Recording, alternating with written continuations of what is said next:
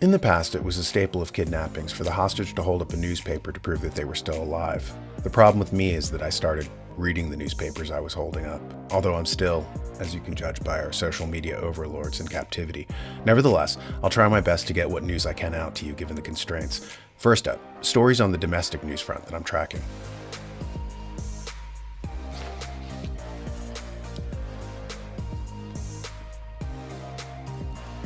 Powerful NRA chief LaPierre resigns ahead of New York graft trial. Wayne LaPierre resigned as leader of the National Rifle Association on Friday, ending a long career that saw it become one of the most powerful lobbies in Washington, only to have its prestige tarnished by graft accusations in a bankruptcy filing.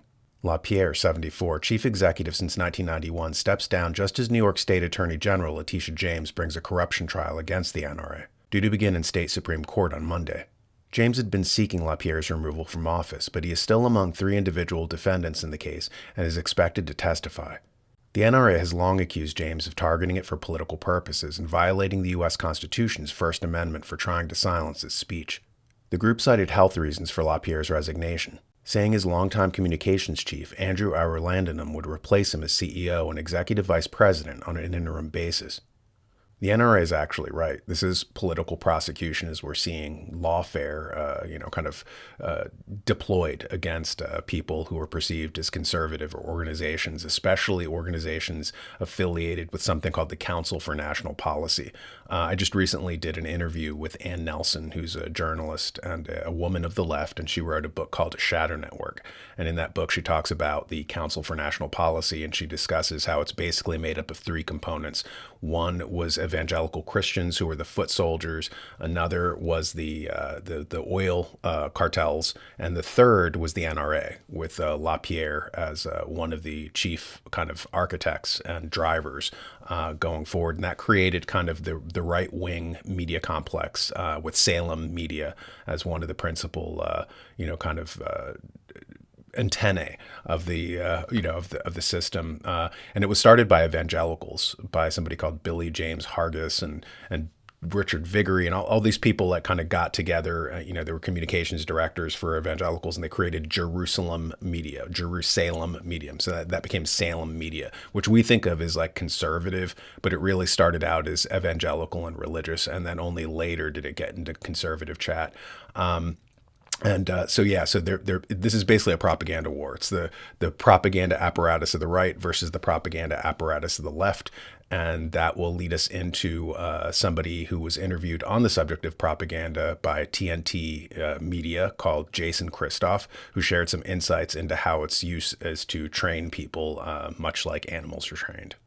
Basically, in order to train any animal, number one, if you want to weaponize psychology, if you want to train a human, go talk to a dog trainer, talk to a horse trainer. There's a psychologist by the name of Dr. Joost Merleau, and he's a man that studied, how to best farm humans, how to best control humans. He studied prisoners of war in Korea.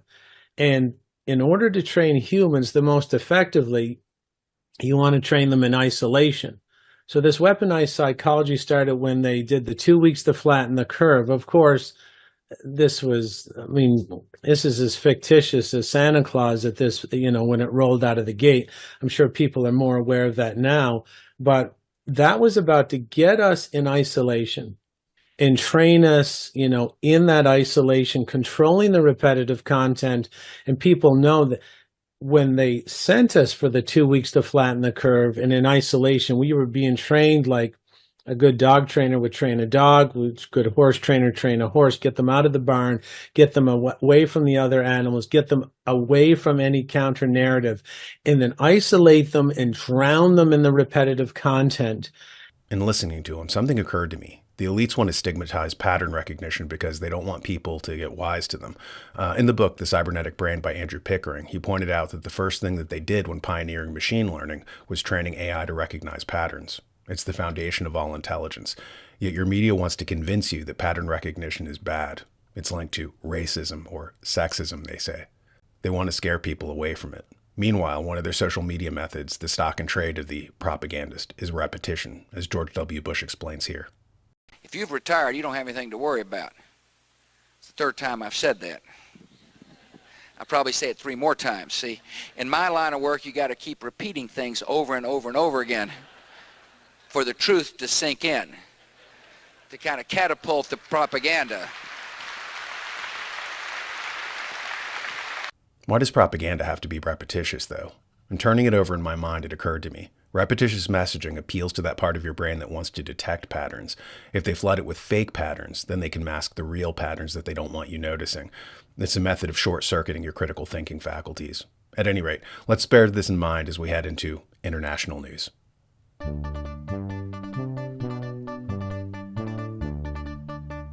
Germany discovers new energy pipelines to replace Russian gas have been sabotaged. Germany believes a number of 1 centimeter, approximately half or 13/32 of an inch holes have been drilled into a new gas delivery pipeline delivering the energy source to Germany's national grid, an act of what is believed to be sabotage, discovered in November but made public now. The exact cause of the damage or motivation behind an attempt to sabotage Germany's energy imports is not known. But the Schleswig-Holsteinische Zeitungsverlag reports Dutch-German energy company Gasunie has now confirmed the damage took place, and they believe it was caused by third-party intervention. Well, of course it was caused by third-party intervention. Last year we had the destruction of the Nord Stream pipeline, which was, energy that was being pumped in from Russia to Germany, right? So Germany needs that cheap fuel to be able to run its light industry, its heavy industry, to be a modern, productive economy. And, one of the big games that we have talked about, geopolitical strategies, was suggested by Sir Halford Mackinder back in 1904. He was a geographer, and he talked about the historical channels of power in the world, and he called it the world continent. The world continent to him was Eurasia and Africa, and 3/4 of global population has historically always been there, 3/4 of all natural resources, actually higher rates than that. And so that's where the power historically was, with the Silk Road going from China all the way into the Middle East and Turkey, and then from there into all parts into Europe. And this placed the power center historically in Eurasia, right? Like right around where Russia would be. And he said that, kind of interesting historical events had happened, anomalous historical events. Islam rises up and they cut off the West's path to China to be able to trade on that Silk Road. So all of a sudden, Columbus couldn't follow in the footsteps of his hero, Marco Polo.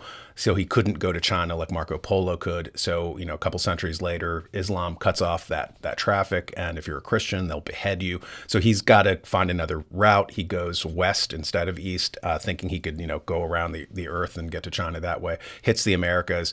And all of a sudden, with all the new wealth accidentally discovered in the Americas, the geopolitical center of power shifts from Central Asia to the Atlantic. And, since the 1500s, it's largely been in the Atlantic. And Sir Halford Mackinder in England was warning that if we allow Germany and Russia to peacefully trade, then that will shift the geopolitical center of power from the Atlantic and America and England, and it'll shift back to Eurasia, and they're terrified of that. So the entire 20th century was about keeping Germany and Russia separate. Basically creating an iron curtain between East and West so that they could never effectively peacefully trade. And so every time they start edging in that direction, you'll suddenly start seeing intelligence agencies blowing up things like the Nord Stream pipeline, or levying, penalties against Germany for trading with Russia. Like BMW got in trouble for that. And I mean, it's a great geopolitical game, and we have to be mindful of what's actually happening, regardless of the propaganda. There was a peace activist, by the way, a nuclear watchdog named Stephen Starr, who went onto Russian TV to talk about this geopolitical struggle that might be manifesting, unfortunately, according to him, into World War III. The idea of are we in World War III now, or is it about to start? I guess it depends on how you define World War III. It seems to me that the United States has been pushing to the point where, U.S. NATO surveillance, U.S. satellites, AWACS planes are providing real-time targeting information to the Ukrainian military forces. We've sent, I think the war would have been over there probably in March last year, but at that point, the U.S. and NATO made this a massive commitment to send unlimited amounts of weapons, basically. And, hundreds of thousands of people have been killed since then. So I see that as a war crime in itself, really. I don't know. I think technically, if you have to define World War III as when the U.S. and Russia have started direct military conflict, well, we're not there yet. But that line, the fact that drones were sent to strike the Engels Air Base 370 miles inside of Russia, where the Russian strategic nuclear bombers are kept, and that happened twice, And surely the information was provided to the drones on tracking information from the U.S. satellites. And I wouldn't be surprised if we supplied the drones as well. So this can be considered testing the air defenses of Russia and their military bases. And I mean, in a sane world, that would be considered an act of war, and we wouldn't even think about it. If we don't want to have a war with Russia. But I get the impression, and what I really worry is that the leaders in Washington are so wrapped up in their own propaganda, and they're so uninformed about the realities of nuclear war. I think they might think they can win a nuclear war. Those are grim words, of course, and sobering assessments. And we do not find this weird. If you grew up in the time period that I grew up in, where everything was about World War III and Russia, but it still is a little weird, probably to newer generations, to kind of keep hearing these themes, and that brings us into News of the Weird.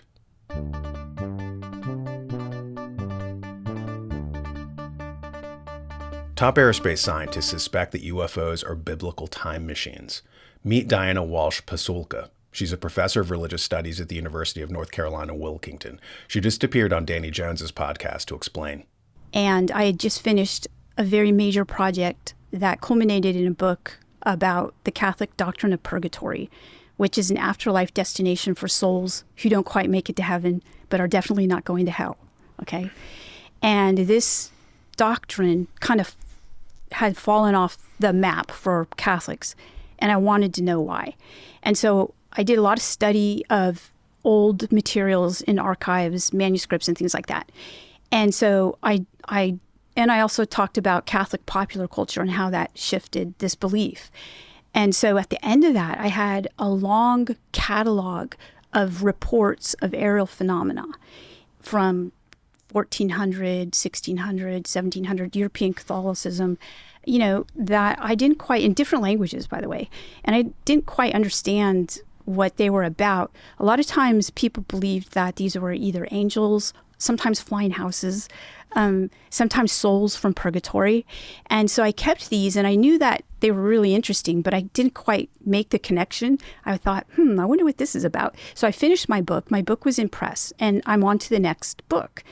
But I'm thinking that it's not going to be about that stuff. It's going to be about a Catholic bishop who was one of the first Catholic bishops in the States. And I show a friend of mine this catalog, and I say, what do you think of these reports? And he looked through the reports, and he said, oh, these look like Steven Spielberg films. I mean, it looks like UFOs. And I thought he was silly because I was a person who scoffed at this belief. It was a coincidence, but there was a conference in my town for people who were experiencers, UFO experiencers. So I went to that, and I heard them talk about their experiences, and I saw that these experiences that they were having were like an exact match with the experiences that I had cataloged from hundreds of years ago up till the present. And I recognized that this was a continual pattern, and it kind of blew my mind. At the time, I was like, wow. So I did a little more exploring, and I started to look at primary source material from Catholic experiences, like from saints like Teresa of Avila, Saint Francis of Assisi. And when I started to read the primary source material, I saw that it was also very similar to what you would see in John Mack's book, because at this point I read John Mack's book, Abduction. And it literally, these experiences of the saints could be other chapters in his book. And so at the time, I knew Jeff Kripal, but he's a professor at Rice University who looks into this type of thing. And I told him, I said, have you seen this? And he at first said, no, Diana, no, I don't think so. And then I took some of the stuff that I had translated and sent it to him and said, they're talking about little beings and aerial phenomena and, other things that happened in John Mack's book. And he was blown away too. And that was the beginning of my writing about UFOs and looking into modern day reports of UFOs. And honestly didn't think I was going to experience what I did when I went into studying UFOs. I thought it was going to be a natural progression of moving from, using this method that I learned, moving from Catholic history into modern day reports of UFOs. Honestly thought it was going to be pretty easy to do. But when I got into the community of studying UFOs, I immediately saw that there was a lot of government misinformation, truthfully. And I also, met high-level scientists that were studying in these programs. And I didn't actually, they wanted to know what I knew, by the way. They were interested in my field. They thought that they could learn from me. So this is what happened. And this is how I wrote my first book about UFOs and my second book, too. Her insights kind of remind me of a book by Nick Redfern called Final Events. And in the beginning of that book, two CIA agents from something called the Collins Elite go to talk to a priest who is also, he moonlights running the MUFON, a mutual UFO network. And the CIA agents come to him and he's like, why are you coming to me? And they said, because you're cross-trained. And he was like, what do you mean? They said, you're a priest and you also know about the UFO phenomenon. He was like, we don't think that they're from other planets. We think they're from here. We think they're interdimensionals and they're feeding off of energy that humans give off. Robert Monroe coined the term loosh, and it's generated when people are under duress, when they're violent, when they are manifesting perversions. It generates this energy that these interdimensionals like feed off of, like it's cocaine or heroin, and they want to harvest it. So throughout the culture, they're going to kind of create situations to promote loosh. And they were worried about that human beings were not the top alpha predator of the planet, that we might be being farmed by these interdimensionals. And in our medical materialistic modern state of the nation state as it took over from the church, we kind of repurposed terms and concepts. So what would have been demons are now UFOs. What would have been kind of like spiritual things, we're now kind of looking in terms of through the lens of Star Trek or Star Wars, but really we're discussing the same phenomenon. And there was a really brilliant kind of researcher who was one of the people associated with Project Blue Book. His name was Jacques Vallée, and he wrote a book called Passport to Magonia. And he was one of the earliest people that we know of who conceptualized this, that, the UFO phenomenon might not actually be about spacemen in little cars. It might be something far older.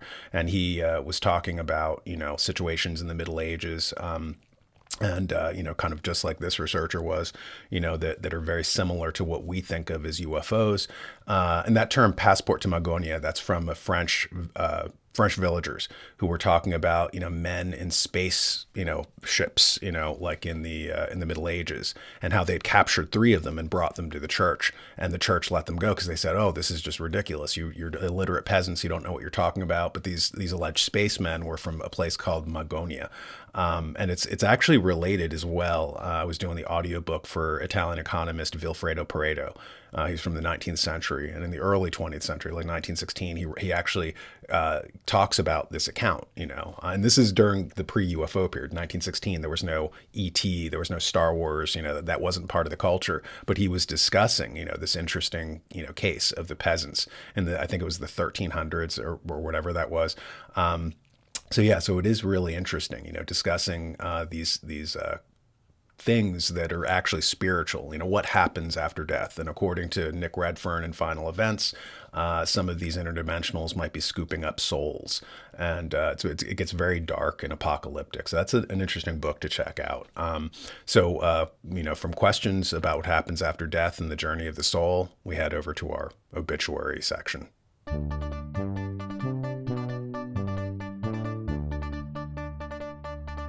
Speaking of souls, actor David Soul of Starsky and Hutch fame is dead at 80 years old. His wife of 13 years, Helen Snell, shared the news in a statement with People as she described Soul as a beloved husband, father, grandfather, and brother. The actor died yesterday after a valiant battle for life in the loving company of his family, Snell said.